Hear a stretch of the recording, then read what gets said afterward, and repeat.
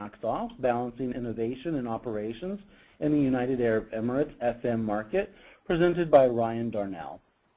Everyone has been muted for audio quality. Please type your questions into the chat box and we'll go over them during the Q&A portion of the webinar. The FMCC does provide many services to the FM community, such as Ask the Expert. If you go to the next slide, there we go, yep. Find a consultant, locate a speaker, and online educational resources. You may find more information at their website, fmcc.ifma.org. And then we would also like to thank all of our sponsors for sponsoring the FMCC. And I would like to let you all know that when you do leave the webinar today, there will be a survey, and we do encourage you to take that survey. The board does eagerly look at those responses. Okay. And today I am the moderator, and again, will be presented by Ryan Darnell for Wax On, Wax Off. Next slide. There we go. And again, Q&A will be at the end of the presentation, so please feel free to type your questions during the webinar. And you can find PowerPoint and recorded webinar at fmcc.ifma.org, and we'll also be sending out a copy of the PowerPoint after the presentation.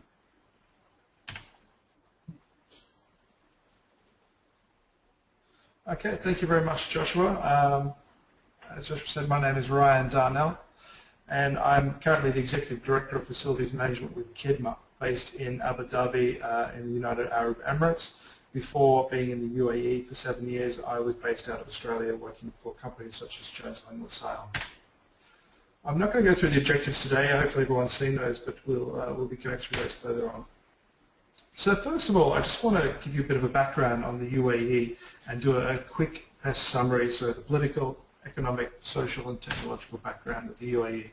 So you can see we're right there in the middle of the Middle East, or the Gulf area, and on the right-hand side is a map of the different emirates. So you can see Abu Dhabi, which is the largest of the emirates or the territories, then Dubai, Sharjah, Ajman, Ras Al Khaimah, Al Quwain, and Fujairah.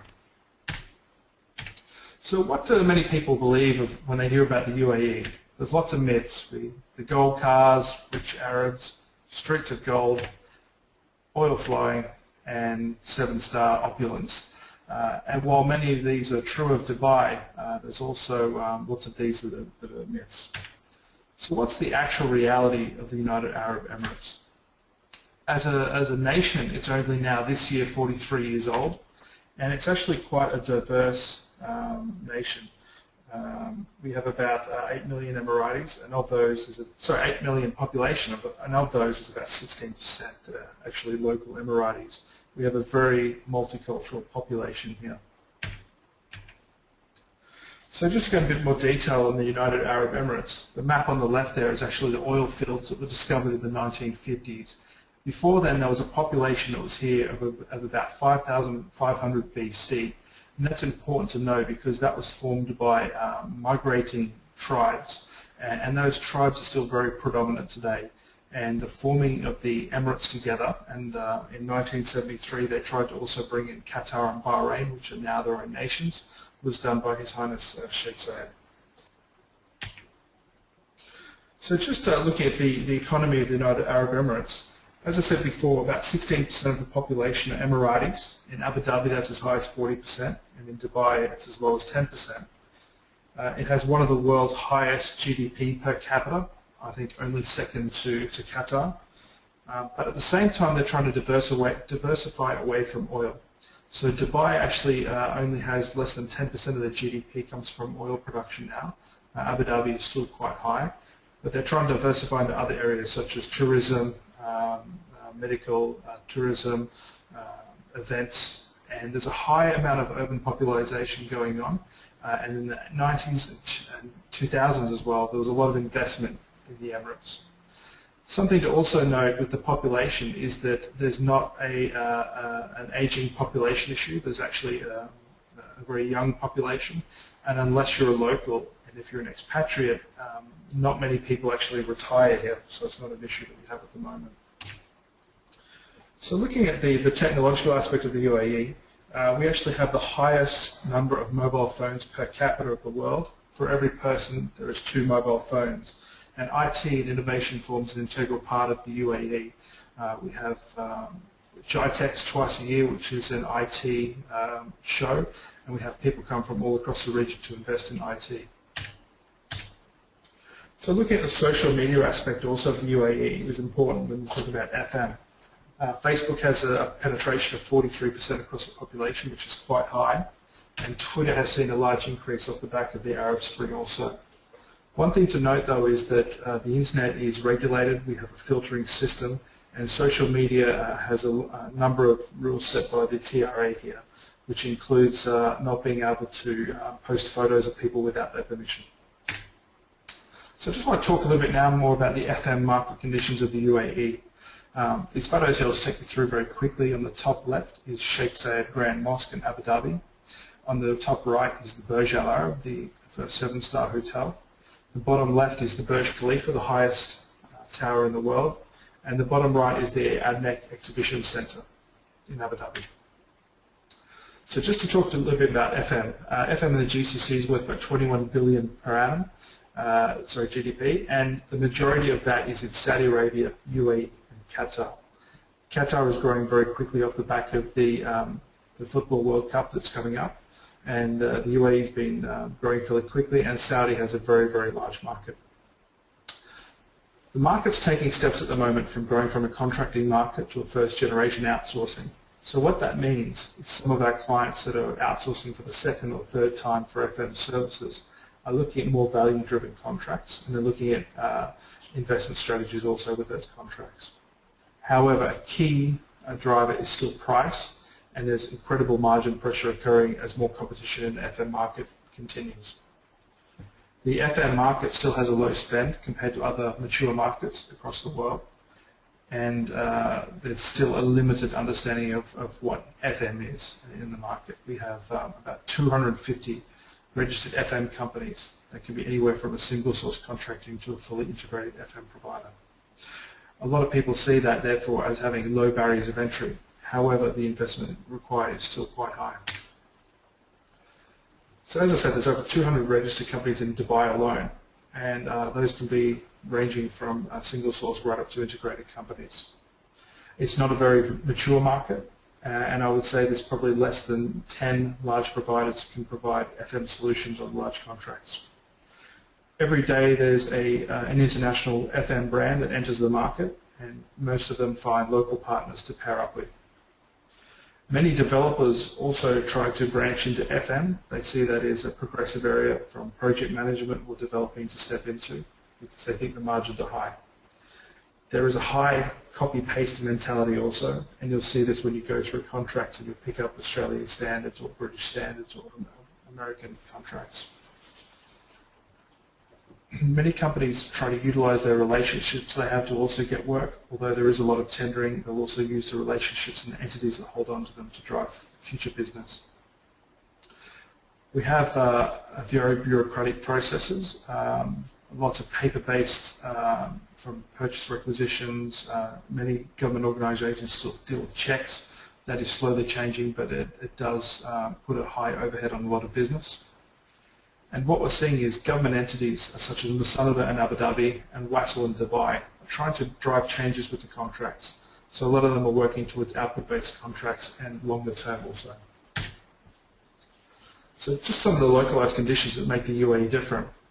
We have a lot of technical labor that is recruited from India, Pakistan, also the Philippines, and now a lot through Africa as well. Obviously with those technicians coming from a multitude of countries, there is no local qualifications here that they pick up when they come, so they first check to make sure they have those qualifications again here, but there's no real consistency. If you do employ technicians as part of your FM offering, then you must provide all the logistics around that, from transportation, food, right through to the health management of those staff. We have also some different working arrangements during the month of Ramadan. Workers can only do 6 hours per day, obviously because they can't eat or drink during daylight hours in public, which poses some challenges, especially as Ramadan over the last few years has been during summer, and last year in the peak of Ramadan it was extremely hot. And summer working conditions also state that employees cannot work outside between the hours of 11 and 3 p.m.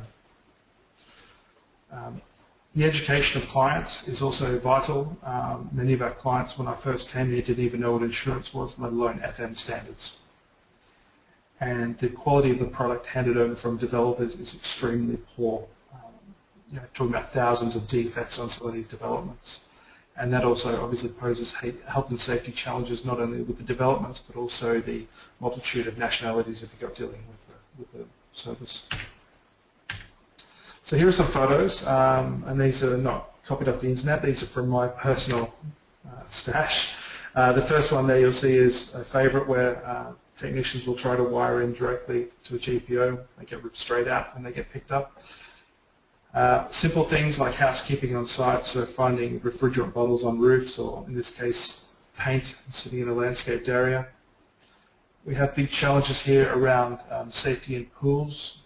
A lot of expatriates and other nationalities use maids to look after their kids, and sometimes those maids don't have either first aid skills, and they also don't have, they can't even swim in a lot of cases. Homemade ladders is another favourite that you'll see on sites that you have to get rid of. Smoke detectors have either been covered because they've been painted or left on with the case still on from the development. And here's just a photo where we're actually trying to work on an initiative to broaden the range of first aid, and our managing director has actually set a target for 100% of our staff to have first aid skills also.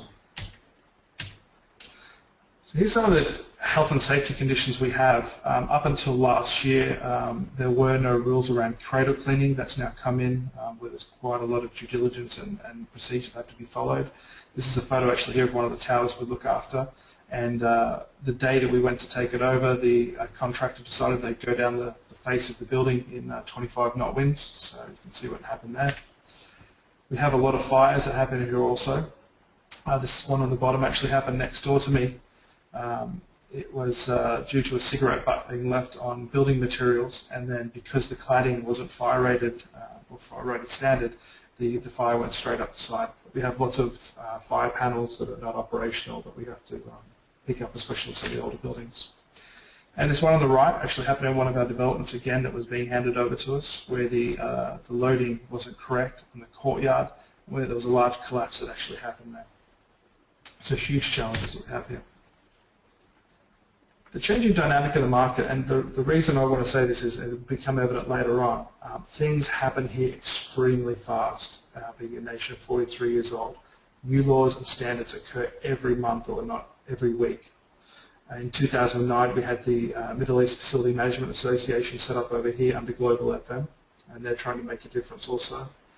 There's an increase in energy and water costs in Dubai, and as of this week also in Abu Dhabi, which is forcing more people to look at sustainable options for energy and water. There's been mandatory adoption of a Pearl rating scheme, which is similar to LEED. We've had the International Building Code set up for new buildings in Abu Dhabi, which is a positive step. The Ministry of Labour here has also set new requirements on labour, where they've created more transparent processes for service providers or contracts to actually show the salary of their staff to their clients. We've seen a lot of competition with Saudi and also Qatar during the World Cup ramp up for labour, which has been very difficult. And there's also been a push from our stakeholders to always have the biggest and the best in the world. And given those challenges, that makes it even more difficult. In the last few years, we had strata law set up in Dubai, and it's coming to Abu Dhabi next. And we also had new health and safety regulations. And it looks like a mouthful there with the acronym, but that stands for the Abu Dhabi Environmental Health and Safety Management System, which is one of the most stringent measures in the world. It's being phased in at the moment, and it's going to be a huge challenge for a lot of companies.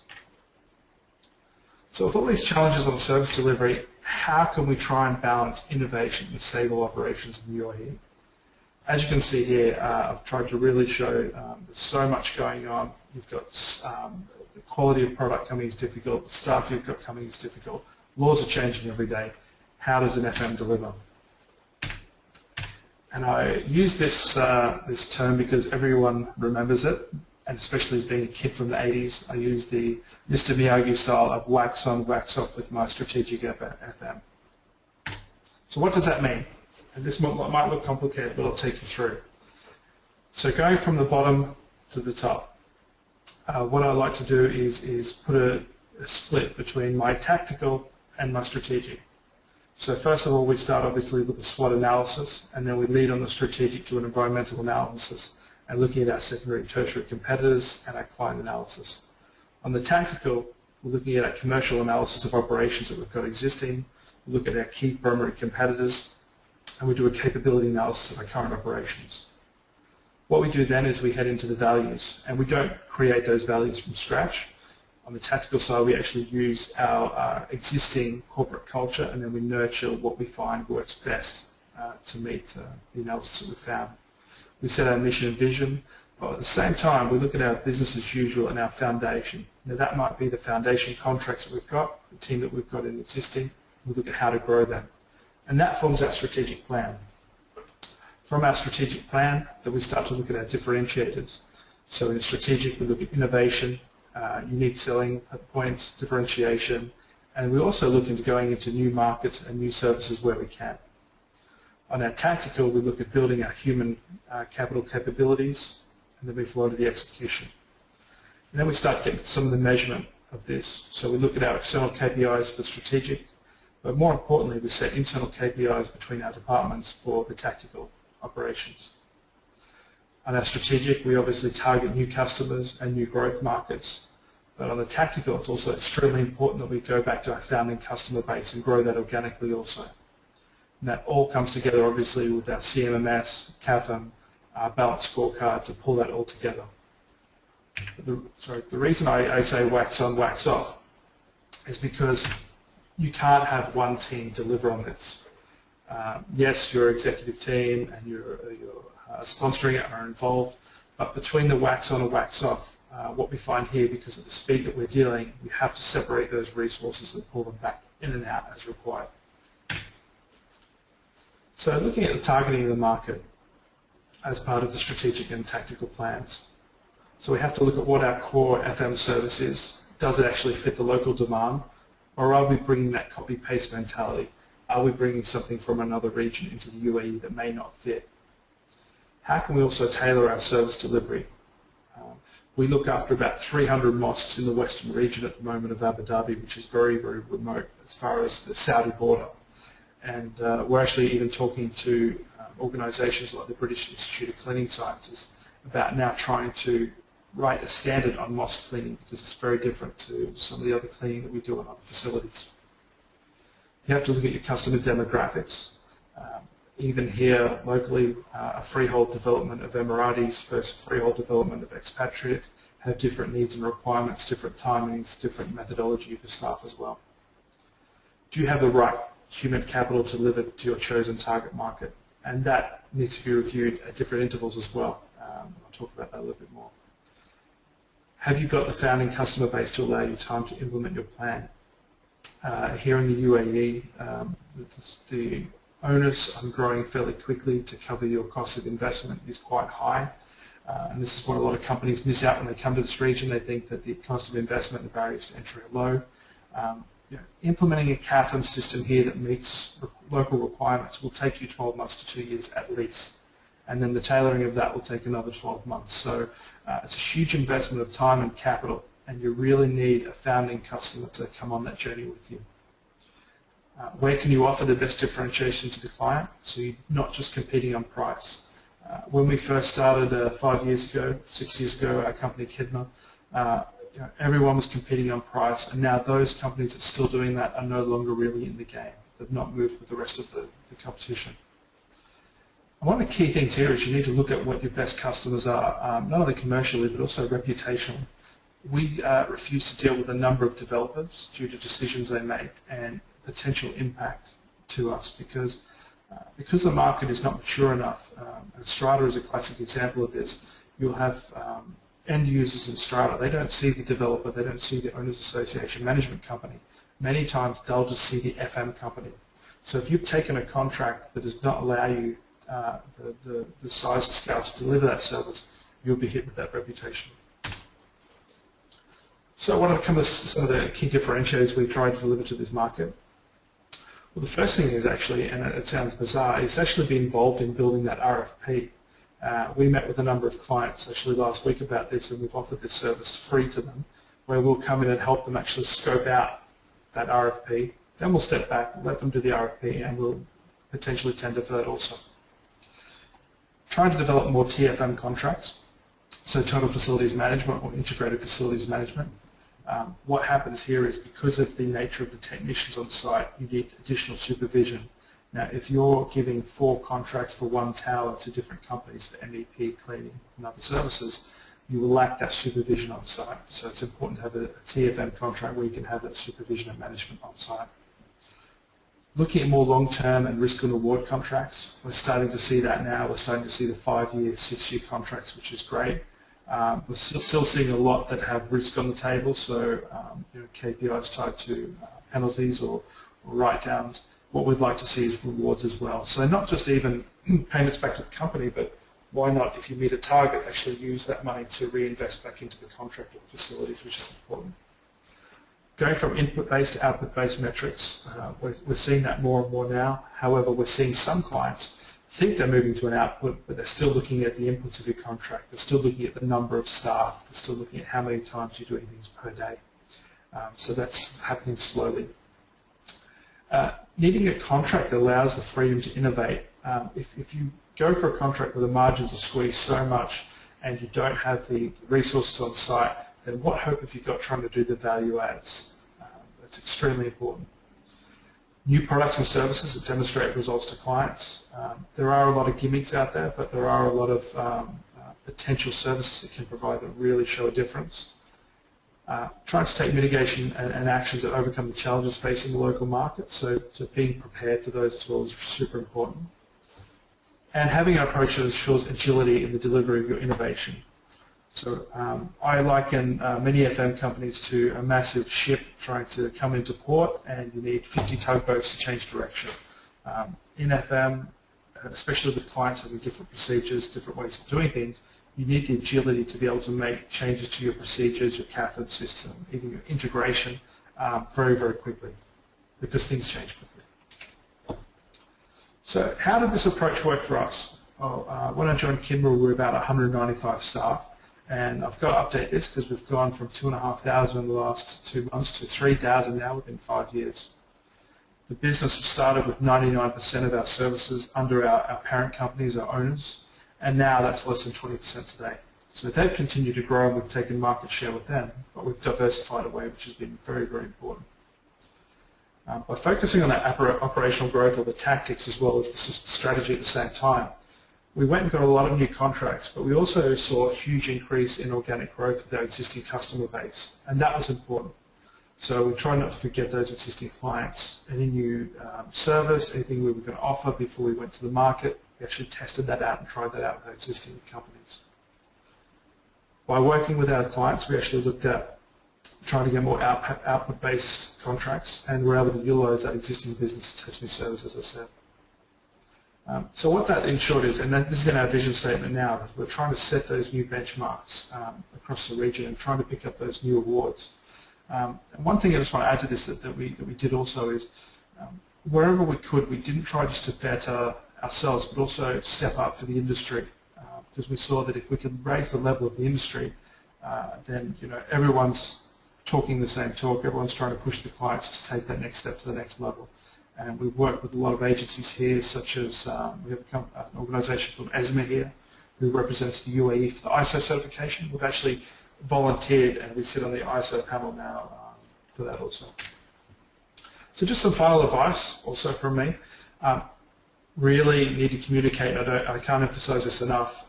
We have about 120 nationalities in our organisation and client base. Things get lost in translation. And you really need to communicate, and then communicate some more. And that needs to be targeted for obviously different clients, different stakeholders as well. You need to build a team culture that's not afraid to highlight concerns and in a timely manner.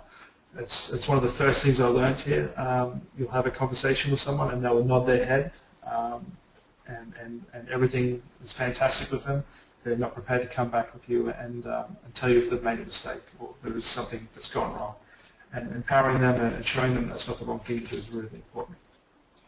Empowering the organisational leaders to not only be involved in the tactical objectives but also the strategic objectives. So what, as I said, we'll do is we'll have a team actually come in and be on the strategic side. It's important also not to put all your senior managers on either strategy or tactics as well.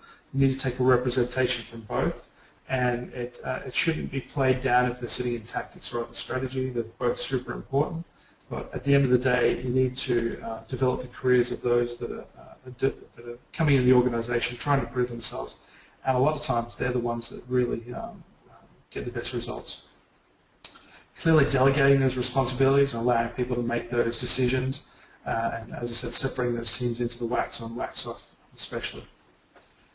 Living and breathing a strategic plan, so not just having the yearly meeting that a lot of people have or do the plan and put it in the cupboard, but really getting together and going through those milestones. And also celebrating that success when you hit those milestones. I'm just about to take some members of my team on a fishing trip because we've really achieved our strategic goals last year, and now we're setting our new tactics for this year. Automate as much as possible, and this is super important because all the changes that I've talked about here, the UAE growing, new laws coming in, this is a huge burden for guys that work on site and FM practitioners. They really feel like day in, day out, they're fighting a losing battle. So wherever they can automate processes, procedures, and spot check where they can on performance, it allows them to focus and step up the next mark. And that comes to the next one, which is really trying to always look at doing things smarter.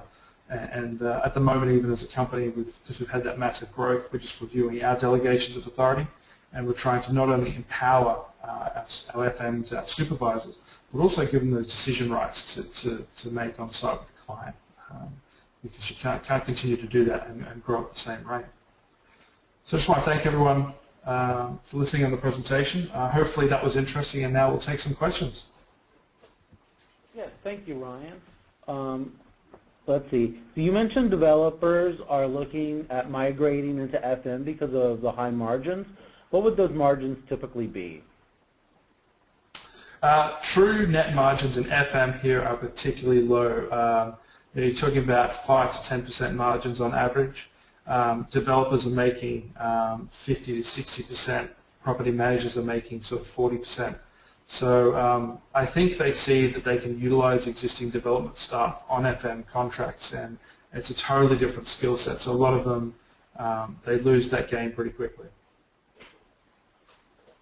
If an expat FM consultant wanted to set up his business in the UAE, what would the steps be for this as far as work visa, business registry, taxes, office lease, etc.?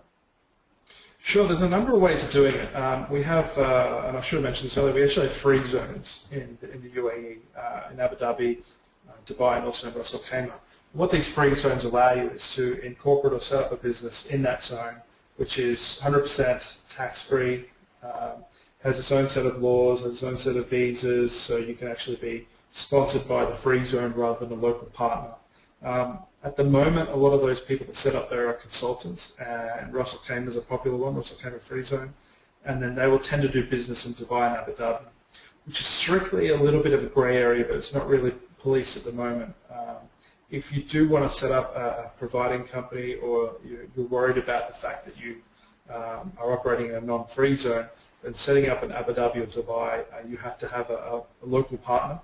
The split is supposed to be 51-49% to the local partner. However, what they will tend to do is a legal structure that gives them full operating control, and then it will be like acting like a silent partner. And that process is a little bit longer. That's UAE. Saudi is extremely difficult set up there, and Qatar can be very difficult as well.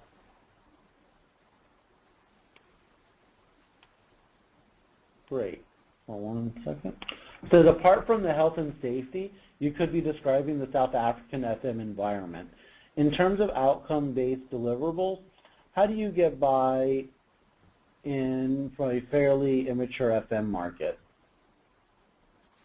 How do we get by with those output-based specifications? Yes. Well, what we tend to do is we try to write them. We're dealing with a partner at the moment who is trying to put a performance management system together. And we're trying to convince them that yes, it's good to have a number of SLAs, but what they need to actually do is sit with us and look at what are the ones that actually benefit the output they're trying to achieve.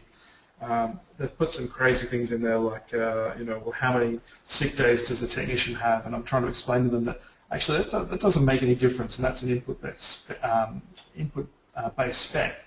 But if it's a freehold strata development, a lot of the times the clients there, or end users, are particularly interested in cleanliness. They're particularly interested in turnaround times of reactive work orders. Planned preventive maintenance obviously is a big part, but not as important for them. Yes, that's important to have in there, but you need to really look at the end user and build those key performance indicators. And unfortunately what we do is we get a lot of copy-paste here, a lot of copy-paste. Does the UAE have green building standards? Yes, we do. In Abu Dhabi we have, it's called Estidama. Estidama is a rating scheme set up by the Urban Planning Council, and it's based on a number of pearls, 5 pearls being the highest. I think at the moment any new design must have a 1 pearl rating scheme. In Dubai, there's a new green building law about to come into play at the moment, which will see mandatory requirements for Dubai buildings. But a lot of buildings here will still use LEED.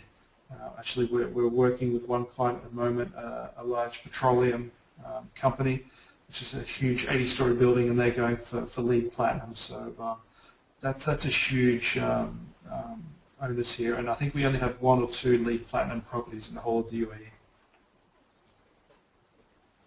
Interesting. So what are the employment opportunities for experienced FM professionals? Lots. It depends. There's not a lot of consultants. When I say that, there's probably I've worked with probably anywhere between 10 and 20 consultants on a yearly basis. They do anything from helping on business development for new bids, through to working with developers on designs. That's where we're trying to make a lot more inroads with FMs, is trying to get more involvement in the design reviews, life cycle assessments of properties. So, and that's a growing part. Reserve fund analysis, building those budgets, building the technical capabilities of the property, and doing the handover is becoming a big part for consultants. There's a lot of consultant roles as well with the large developers actually managing the FM side as well. Emiratis here, they're trying to do a little bit more Emiratization. We have a few contracts where the client will stipulate that the contract manager or account manager has to be an Emirati, which is actually, we're finding it's really beneficial. So a lot of times we'll have consultants work with those, and I've actually just done my FMP certification to be able to teach to a number of them as well, because it's, again, really, really important that we bring international standards along with local standards. I agree, totally, very important there. What MVMS software seems to have the most market share at this point? Which software, sorry? The letters are hard to read. It looks like MVMS. Okay. The 2 key softwares that we see mostly here are Maximo and Concept Evolution. They're the 2 big ones. Most large providers here would use either of those 2. We're currently using Maximo at the moment. Having said that, we're about to take steps outside that, because we don't just do facilities management, we also do property management and leasing and owners association management. We're finding a lot of integration issues. So players like SAP are actually now providing local, not just finance solutions, but also facilities management solutions that can step up to Maximum Concept. They're probably the biggest 3 players at the moment. We have lots of other ones, obviously, like Yardi and others, but Concept and Maximum are the 2 biggest. Great. And what are the typical terms of contracts? 3 years, 5 years, 10 years? Most of the contracts are still 1 year, which is incredibly difficult. To try and invest in those contracts is near impossible, and by the time you finish doing the contract, you're tendering again. We're starting to see 3 and 5 years, but in Dubai with the freehold properties in strata, RERA, who's the real estate regulatory authority in Dubai, they set a maximum of 2 years per tender for the residential freehold. So we're trying to lobby them at the moment to extend that to at least 3 years, because anything less than 3 years is extremely difficult. Okay. It looks like we've gone through all the questions we have at the moment. So we'll go ahead, and if anyone wants to reach out to you, your contact information, his email is on this slide, so feel free and reach out to Ryan. Okay, and we'll go ahead and go to the next slide, Ryan. Just a second here. Okay, we do want to let you know that FMCC has quite a few upcoming webinars. I just want to let you know that the next 2 webinars will be January 29th, the FMCC Town Hall meeting, January 2015. And then on February 5th, they'll be hosting a joint webinar with CREC and American in Paris, a guide to European real estate. So look out for those in the next couple of weeks. Okay, Ryan, next slide, please. And the FMCC does like to make everybody aware of the other councils that IFMA does have that you can reach out to or become members of for additional information in these specific fields. And the final slide, Ryan. Yeah, we just want to thank you, Ryan, for doing a great presentation for us. And I want to thank everyone for joining our webinar today. If you have any questions, feel free to reach out to Ryan or myself. Everyone have a great day. And again, thank you for joining us. Thank you very much.